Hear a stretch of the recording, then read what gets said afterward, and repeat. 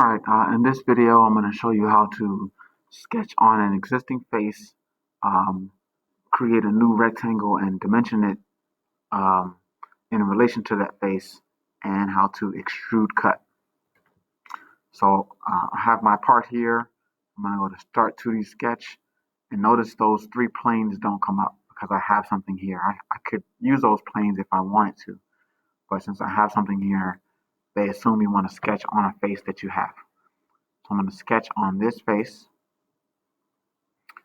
And another rule of thumb that I want you to get used to, once you have a part and you're sketching on a face, every time you create a new sketch on a face of a part, the first thing you should do is go to Project Geometry.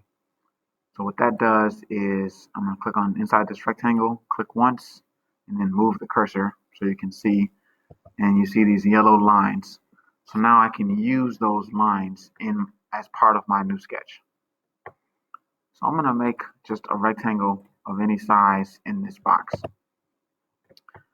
So I'm going to add dimensions to the sides of the rectangle. I'm going to make this, let's say, 2 inches wide, 1 inch tall. All right.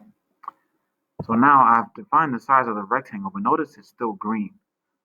So if I click and drag this, I can move it up and down. I can move it side to side because this rectangle is not defined in relation to the rest of the part. So I'm going to put a dimension. I can dimension from the side of the rectangle to the side of the rest of the part. I'm going to make that 1 inch. And then I can dimension from the top of the rectangle to the top of the rest of the part. And I'm going to make that 1/2 inch.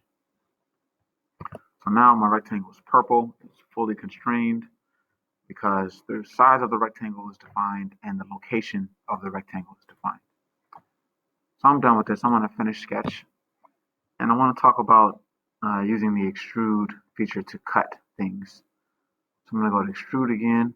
Notice a profile is not automatically selected because it could be the whole thing, it could be just the outside, it could be just the inside. The profile button is highlighted here. So I'm going to click on the inside of this because that's the thing I want to cut. Now, it assumes that I want to extrude this out.